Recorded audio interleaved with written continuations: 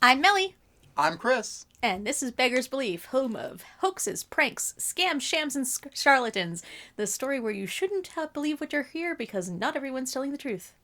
Pretty close, pretty good. Pretty close. Pretty I'll get close, Pretty close. it. Give me like another 50 episodes. It's good.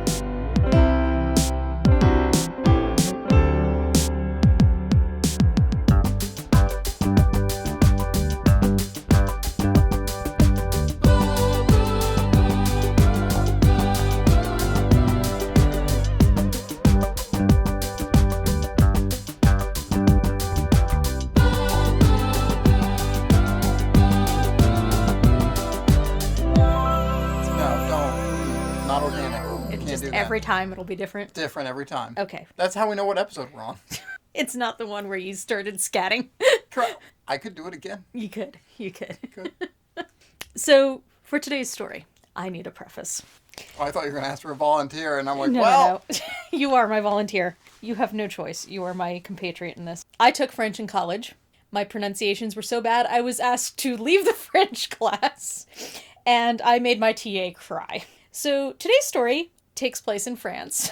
So obviously a lot of French names, French place names. So I wanted to do my due diligence on looking up pronunciations for things. So I did the very logical thing and called up a Vampire the Masquerade streamer I know in France and asked him to help me out by writing these all down phonetically. all right, good. I'm excited to hear This how is this how goes. everyone pronounces things in French, by the way, is you just have to have at least one Vampire the Masquerade player on your docket. All right, everybody listening at home, please remember that. Yes, yes, and shout out to Batsy. He makes me call him Batsy because I don't pronounce his actual name correctly. Yeah, so that gives you an idea of how bad my French is when my French so friends excited will for not this let me episode. say his name. So today's little mental image, again, going to drop you down into this, and you need to picture yourself in the situation. So today I would like you to pretend you are a French peasant. Je suis Christophe. Je m'appelle Christophe. Actually, my French is also very bad. Je ne parle pas français. Okay, this makes me feel less bad, actually. Yeah, see? I took 4 years of that in high school, and that's what I came out with. Oh, good, good. The mid-1500s, you live in the parish of Languedoc. In the All right, Languedoc. Languedoc, according to the phonetic readout I have. All right. Yes. In the town of Artigas.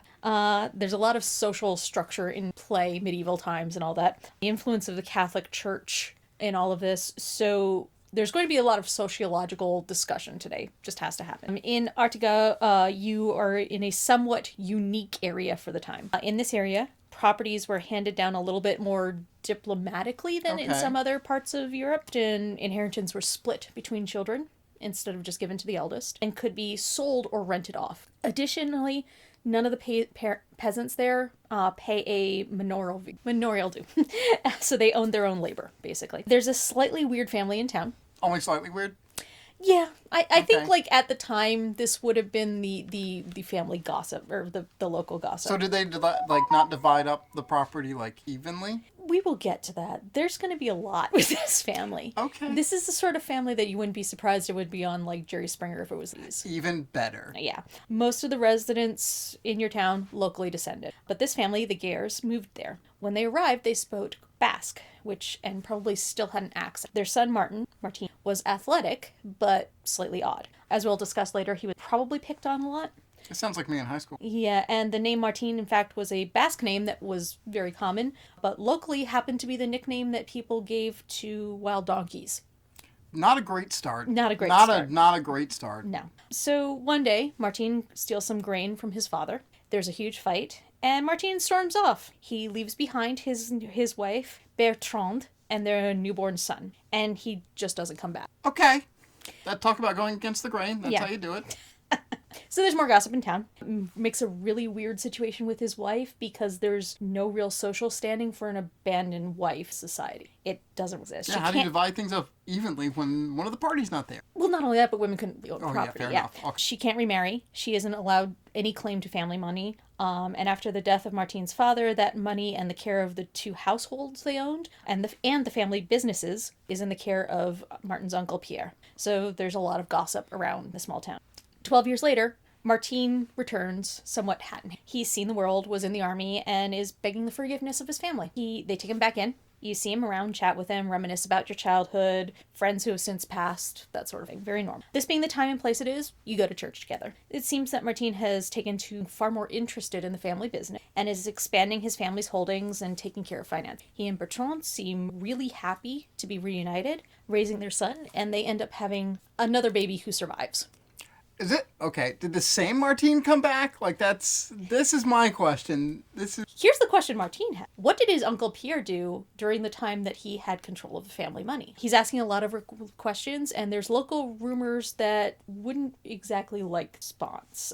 Pierre might not have been as responsible with the money as he'd like. Plus, Pierre doesn't really seem pleased that he went from having sole control of 2 households with 2 farms and 2 businesses to being more of an advisory role. So Pierre starts rallying support for a scheme. He points out that Martin was gone for 12 years, and as you said, maybe it was a different who came back. Rumor mill, totally in our overdrive. Eventually this goes to court.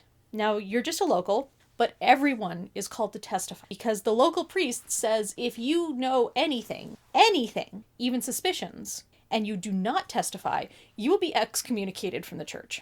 That's a pretty big deal at the time. Mm-hmm. Yeah, that's okay. So, how would you testify?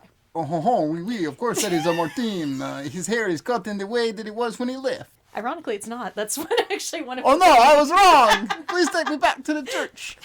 That's horrible, sorry. Yeah, it is. Liberty and white bread. Okay, so let's...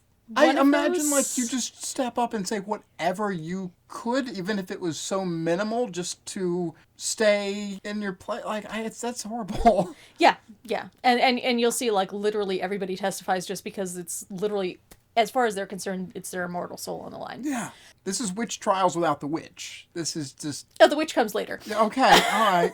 There's actually several witches in Which this. witch? Yes. So let's consider what I just said kind of a really rough scaffolding for this. Okay. And we'll flesh out the details because this has some really, really weird facets. There's a lot of reliable facts about this, even though it's such an old case, because 2 immensely popular books were written about the case immediately after it was resolved. It went on to inspire a play, 2 novels, a musical, and a famous French movie. I got most of my facts from a book titled The Return of Martin Guerre, written in 1983. And I'm going to actually put a link to the book description. Yeah, because now I need this book. Yeah, there's a lot of stuff I'm not going to be able to fit into this. Yeah. It's a really interesting case. A lot of more sociological stuff that I'm going to go into about Catholics and Protestants and sort of the understanding of the courts of the system. Like I said, I'm not going to go into all that, but it's a really good book. So Martin, son of Sanxi de Guerre, born in 1525 in Andailly, which is on the border of modern Spain and France.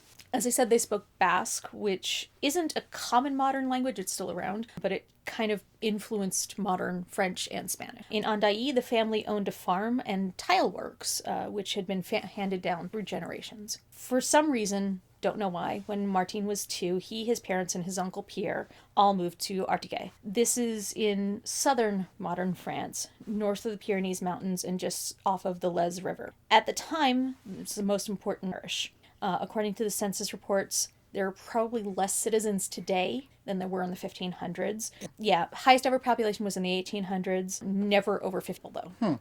The Wikipedia page for this town is a couple of paragraphs, and Martin mentioned. But there's between the trade possibilities along the river, the fact that peasants there don't have to pay so much in taxes and could own property, it was a good place to settle at the time. The family got land east of the Lez and set up another tile works and another small farm. They tried to adjust to the local culture, altered their name from de Guerre to just Guerre. They are described as living comfortably for the time, but this is also the 1500s, so they talk about how many of their children lived to adulthood. Yeah.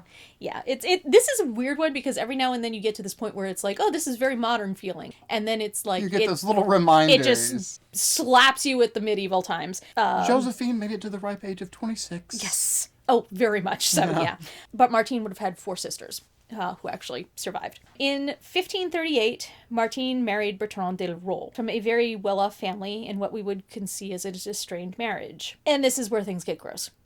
Okay. Bertrand later stated in court documents that both of them were under 10 years old. Other accounts say that Martin was older, possibly as old as 14. Their marriage certificate doesn't exist, so it's kind of iffy, but even for the time, this was considered a little bit weird. Like when this case Yeah. went to more genteel areas, it was considered a bit odd and unusual and pretty much illegal, actually. And all of that makes me feel really, really icky when I point out that a major point in this is that there were claims that Martin was impotent because he couldn't consummate the marriage. Yeah, the less said about this, the better, but it is part of... Yikes. Yes. Bertrand's family wanted her to leave Martin because of this, and the locals would have been really hard on him for it. But he wouldn't be. Oh God, did you have to? I didn't have to. It's my brain. It's okay. It's the only way I can deal with this. There was a local tradition to haze impotent men, which involved cross-dressing and banging pots and ringing bells outside their houses all night. What? Yeah, people were terrible historically. Yeah, I mean, they're still not great, but like, who sits around deciding, you know what, this is what we do? Yes. Anybody got any extra pots and pans? Cialis wasn't invented. Let's go ring a bell and cross-dress.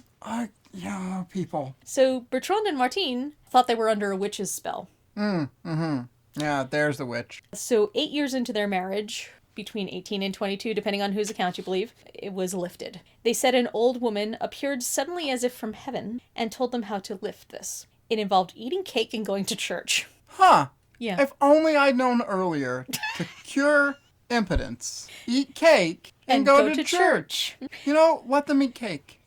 So French. So Bertrand finally got pregnant, and they had a son named Sanxi after Martine's father. So it's 1544. Martine is somewhere between 18 and 24 years old, depending on what accounts you're looking at. A new father to a baby, described not really as a go-getter. Martin stole some barley from his father, there's an argument, and he just ran away, disappearing, zero contacts with the parents, zero contacts with his wife. So let's talk about women's rights, or how there were none at the time. Yep, they were barely there.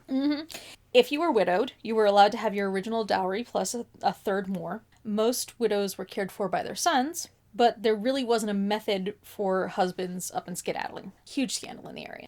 Both of Martine's parents died while he's gone. His father, Sanxi, before he passed, eventually forgave him and wrote that he was heir to the property. Both properties, actually. The local magistrate decided that until he came back, the holdings would be handled by his uncle Pierre. During this time, Bertrand was a mother in her early 20s. She's described as beautiful and basically left without any way to support herself, her child, and the system. The Pope had actually decreed that women who were not allowed to remarry if their husbands... Ah. Yeah. Yeah, classic. Classic. Thankfully, first her in-laws and then Pierre were aiding her as she raised her son. Then it gets weird. Wait, hold on. Now it gets weird. Part of this, Pierre, Martine's uncle, married Bertrand's widowed mother. I'm going to need I'm going to need a tree or a chart at some point. Yes. Her mother was now also her mother-in-law. The kids had an auntie grandma. Yeah. Okay. So, again, local gossip. So, in 1556, a man arrives in the next village over, suffering from the pox, which was probably syphilis, and told the hotel keeper he was Martin Guerre. When somebody mentioned his family, he burst into tears, saying that he was too ashamed to return. Of course, gossip traveled quickly, his sisters show up, and they had a tearful reunion and sent for Bertrand. She was understandably conflicted showing up. Martine had grown a big beard, so she didn't recognize him immediately. But I have seen your ID before you grew a beard. I mean, fair enough. Yeah, I am two different people, actually. Yeah. Yeah, you can kind We're of... not putting that one online, though. No, it's fine. They talked. He talked about his marriage. One thing that was a very big, aha moment for her was he described exactly where he had left a pair of white hose before he left, which a very good identifier. She was said to kiss his neck, which I'm guessing had something to do because she really didn't like the beard. Yeah, fair enough. His uncle comes. They reminisce about old times. Bertrand actually nursed him back to health at the hotel for months before Martine went home. He chatted with all the curious locals. He claimed that when he was away, he had been serving in the army of the King of France and had ended up in Spain, but that all he wanted was to go home, be with his wife and his kid. They settled in. Martin claimed his estate. He moved into the large house once owned by Sanxi and took over the farming business, expanding it to have even more trade. He started leasing land and took earning more money. Bertrand seemed really happy to have him back, regardless of her thoughts about his leaving, and they have 2 more daughters in 3 years, one of whom survived. By all accounts, marriage is peaceful, loving, better than it was ever before. Okay. Sometimes you just need a little syphilis, I Yeah, guess. exactly. Yeah, a pox upon this house is not a curse in this little town. So Martin asks his uncle for a full accounting of the money, which was left in inheritance for him. This is on the heels of a family spat where Martin attempted to sell off some of their ancestral family lands. When Pierre refused to cooperate, Martin actually brings a civil suit against him. Like I said, this case, sometimes it's very modern sounding, sometimes it's very medieval. During this family infighting, it started Pierre thinking, was this guy really Martin? 12 years had passed. Martin had obviously changed, growing the beard, being a lot stockier, and didn't seem to remember many Basque phrases, which was a major thing. That's interesting. Mm-hmm. But they didn't have fingerprints. Right. They didn't have pictures. This was all by memory. He convinced his wife, who again was Bertrand's mother. This is a family bush. This was an imposter. And she tried to convince Bertrand to bring a case against Martin, but Bertrand refused. Whole village becomes divided. People on either side. Martin said the whole story was made up to besmirch him and was proof that Pierre had mismanaged his account. His sisters swore, no, that's our brother. Everyone had an opinion. Pierre beat him with a club and tried to hire a hitman. Family tempers, a little high. Just a little high. Yeah. Again, some can sound like modern times. Like who knows? I don't know if it would be a club in modern times. I mean, not many people carry around cudgels anymore. Bring back cudgels. 2024. This is the year we do it. So in 1559, two things happen that make this worse. A soldier passing through says, oh yeah, Martin's another guy, I recognize him. And then a barn burned down and Martin was accused of arson, which there's not enough information on, by the way.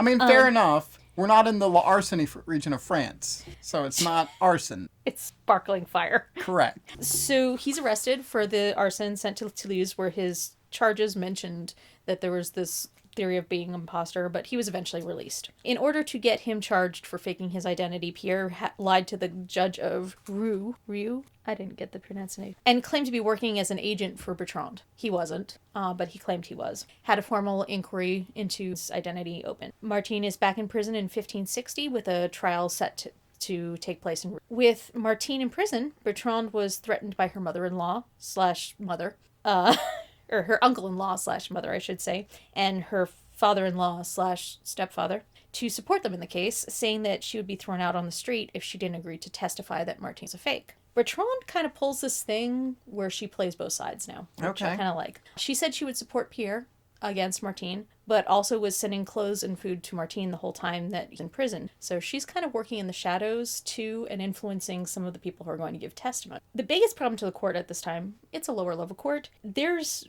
no concept identity theft at the time. Not many French peasants are like, you know what, I want to be a different French peasant. Honestly, yeah. It's like, oh, his station in life is slightly better than mine. He got extra bread today. I'm going to be him tomorrow. He has slightly fewer boils. I wish I was him. Yes. That's what it all boils. There's not really laws on the books to cover this, so it was considered an assault on a man's honor. All right. Okay. Because you have to put it under something. The death penalty is still the option here if he was found guilty. Yes. Yeah. It's a wild error. So notaries corrected and wrote out testimonies of the initial witnesses, as most of the locals couldn't read or write. Bertrand gave an initial testimony, but then said she was being held against her will, and the court actually had her moved to a safe house. And this is when priests started threatening to excommunicate anybody who didn't testify. So 150 people showed up to give testimony. This is over a third of the population, traveling all the way to Rouen to show up in court. Witnesses from Artigues said that he had greeted them for the first time by name, discussed things that they did in the past. His sisters and brother-in-laws testified that he was telling the truth. Childhood friends testified that they knew him. He was said to have signifying marks, extra teeth, a scar, and warts. So probably a looker here. I mean, good job on the prosthetics, whoever made up Martin II. So he's searched, has all of these signifiers. But there's contrasting testimony from Pierre's side saying that he was actually a criminal pretending to be Martin Guerre. His shoemaker said it couldn't be him because Martin had a different shoe size. And Pierre was adamant that this was not his nephew. And then 60 people testified just because they didn't want to be excommunicated, saying they don't know. I'm just waiting for the shoemaker to jump up in the middle of the courtroom and be like, if the boot doesn't fit, you must acquit. I could have placed bets on you making that joke, and I would have won. So Bertrand took the stand and talked about her marriage, going into a whole lot of detail about Martine being impotent and how they finally consummated the marriage. Apparently was still giving details after the judge told her, no, you can stop. Stop, please. Yeah. But then... So Martine took the stand, answered all the questions correctly. He collaborated things said in written testimonies, described what people had worn at his wedding, 15 years prior at this point. He agreed with Bertrand's testimony. He said that the shoemaker was in cahoots with Pierre. He's described as being open, honest, and he did this all on his own, without a lawyer, with the threat of a death penalty. Impressive. All right. I mean, fair enough. Yeah. So after 3 months of trial, Martine was found guilty. Fair enough. The king's attorney asked for the death penalty, and the judge sentenced him to be beheaded and quartered. Ah, the Braveheart treatment. Yeah. Okay. So Martine appealed to the Parliament of Toulouse, and Bertrand paid for the appeal. The appeal started in 1560. Court in Toulouse was much larger, much more prominent than the previous court. While awaiting trial, Martine, like all other prisoners, was held in chains. Most of his fellow prisoners were actually being held on charges of heresy. Court gets its case together, starting with the testimony of Bertrand and Martine. And this court was so swayed by their accounts, they decided to lock up Pierre as well. Here we go. Full family reunion. Great. Like I said, this is a messy family. After this, they picked through the witnesses from the first trial, which, again, were fairly well split between he is, he isn't, and I don't know, but I want to be part of things. The testimony, this time, they decided to weigh towards people who had known Martine his whole life and his family. They tried to trip up Martine in questioning and questions about his life, but they couldn't catch him in a lie. There's no real solid evidence, though, in either direction. But Bertrand's testimony held the most weight, and it was considered a lot of evidence for Pierre falsely accusing Martine for his own gain. So much so that the court was actually considering having a confession tortured out of Pierre. Here we go. Here's the good stuff. Look, this is what I'm telling you. Like, this All swings right. from, like, very modern to, It feels like, I feel like at some point John Grisham dropped a manuscript down a sewer and it ended up in some weird twisted time warp. And this is the timeline that we now live in. I can't say I've read much John Grisham, so I don't know how much Uncle Torture is in there. Not enough. Okay. Not enough. We'll put that on the Amazon John Grisham, review. if you're listening, more Uncle Torture. That's the Goodreads suggestion. So the court is in its final consideration, and it seems to be leaning towards declaring Martine innocent. This is the moment in the musical that the orchestra goes quiet. In the French films, the court interrupts its verdict and you hear incoming footsteps. Step thud, step thud, step thud. Because there is no way not to do this dramatically. Because the man who shows up in this story at this point claimed to be Martine Guerre. Here we go. Play the French horn. We got it. The biggest difference is this Martine had lost his leg and was walking on a wooden leg. All right. He hadn't lost it naturally. It wasn't just a decision to do that to be dramatic. Yeah, I was wondering. I was like, okay, how much weirder can this story get? It's pretty weird. Writing things down, what should I do to be more dramatic? Eye patch? No. No. Yes. The court goes into a total spiral. No one knows what the hell to do in this situation. I really hope that, like, he, entered in this dramatic fashion, looked around, looked at other Martine, and it's like, I bet you thought you had me pegged. Excuse me while I wipe my face. That's how you win a court case. I respect the puns. So, one-legged Martine is questioned now, and totally resents the fact that he's being questioned. Resisted answering just because he was like, how dare you question? And it gave the Martine who was on trial cause to declare him a fraud. Look, he won't even answer your questions, This guy is on trial for his life, and this other dude's not even answering. Eventually, though, one-legged Martine realizes he's going to have to defend himself, so he started answering a lot more questions about his past. The opinions on the court started to sway about was the real Martine. There's only one possibility. In the eyes of the prosecution, the man on trial, witch. Which, clearly, I want this the only way this can get, not the only way, because it's going to get weirder, but one direction this could go to make this just so much more enthralling is we have a real Spartacus moment and more people to start standing up and I'm Martine. No, I'm Martine. I'm Martine. There's a different case I'm working on that basically that's what happens. Oh, I love that. Yeah. So they create a real test. They got a bunch of men together, including both Martines, who looked similar, dressed them all the same, and then called in Martine's close family one by one. Pierre instantly recognizes the one-legged Martine as his brother. Then the sisters went back on their previous statements saying, no, the one-legged guy is is actually our brother. There's this big tearful reunion, and then they brought in Bertrand, who has been the biggest supporter of the Martine who is on trial. Yes, the witch. She sees this one-legged man, bursts into tears, and begs for business. How did I accidentally call this? What is this? What is happening? So the real Martin Guerre being found is immediately a real jerk to Bertrand. Blames this whole thing on her, even though he was the one who left in the first place. Clearly the real one. Yeah. Leaving pseudo-Martine in a bad place. So Pseudo-Martine. I like that. So, yeah. Who is he? They actually found his name earlier in the trial, had kind of tripped over it. His name was Arnaud Dutil, and born in the Diocese of the Lombez, which is southwest and a full day's travel from Artigues. Arnaud was known to have an excellent memory, was charismatic, but was being described as absorbed in every vice. Ah. He drank and visited prostitute, cheated at cards, and was nicknamed Pancette, meaning the belly, for his appetite.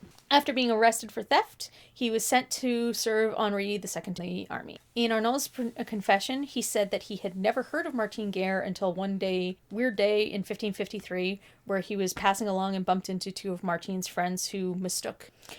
Arnaud asks a ton of questions, finding out everything he could about Martin in detail. There were accusations that the two friends might have been complicit. Kind of, okay. Yeah. But there's so much gossip about Martin's absence locally that he could find out a lot from a wider area. He actually studied for several months, only claiming Martin's identity in 1556. He used the time where Bertrand nursed him back to health to grill her for every little detail about Martin's life. Meanwhile, the real Martin went over the Pyrenees into Spain, learned how to speak Castilian, lived in a large city, Burgos, and worked as a lackey in the house of a Roman Catholic cardinal. He went into the Spanish army. He was French, but went into the Spanish army, fought for Philip II, and fought against the French. In 1557, he was hit by a French arquebus and lost his leg. Afterwards, he was given a position as a lay brother in a military order, which was really considered fairly cushy. There's a lot of contemporary belief, but very little proof that the two of them might have bumped into each other during their time military service, but they were in opposite armies. So, right. Yeah, probably not. Probably just happy accident. Epilogue for Martin was that he reclaimed his inheritance. Bertrand didn't face any repercussions, as the court believed that she had been truly fooled. In the book, they don't necessarily believe that she knew all along. I'm kind of on the I find her a very interesting character. Well, to be fair, like, this man who runs out on you leaves you in this very weird social standing where there weren't actually standards to deal with at the time. Someone comes along who is nicer and kinder to you. I wouldn't blame her if she was like, I know this isn't you. This man runs out on you who you were basically raised beside. Yeah. Like a brother. Yeah. It's, yeah.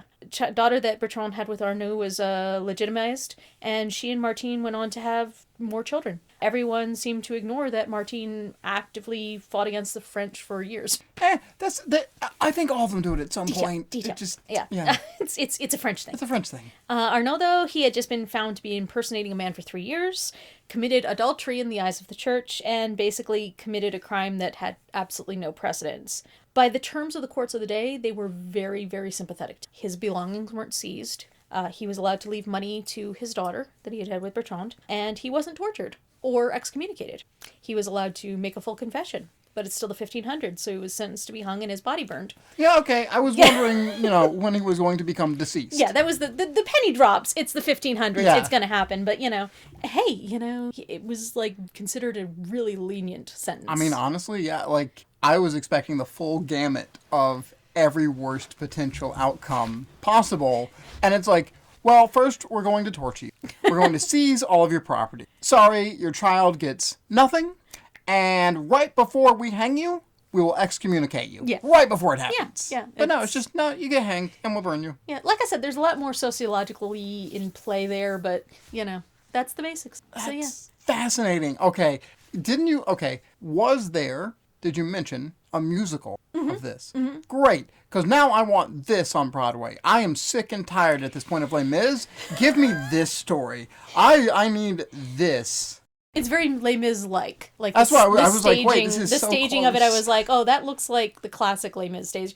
I have to say the movie, which ironically I could only find the movie online, it is in French because it's a French movie. The subtitles were in Spanish. Oh, perfect. So it's because they border Spain. Why? Yeah, so what'd you expect? There's a lot of, you can get what's going on, but brain kind of doesn't communicate correctly. Yes. But in both of those, basically, the real Martine walks in and everyone immediately goes, where actually there was more pondering in that. Yeah. But it is the most dramatic scene because by that point, you really do think that he was like being falsely accused. Now in the book, it basically kind of buries the lead a bit, but I can understand the difference between a historical recount and the dramatic. A dramatization. To the drama.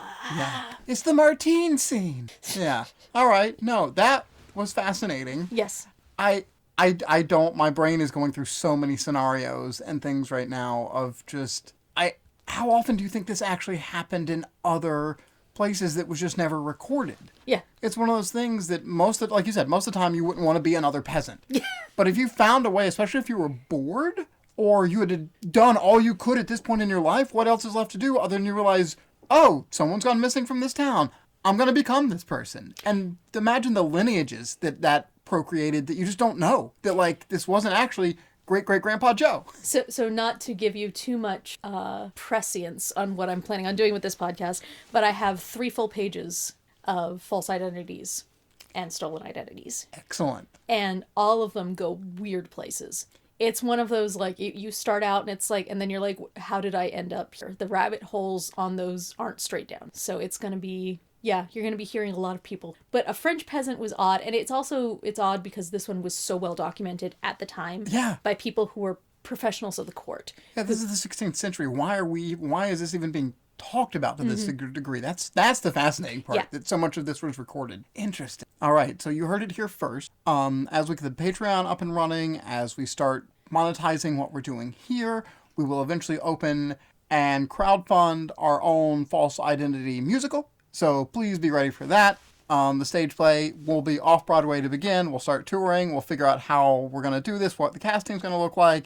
But guess what? It's false identity. You can be whoever you want to be. We're not even going to check at the door. And because of that, from this side of the microphone, don't believe everything you hear. This is Beggars Belief.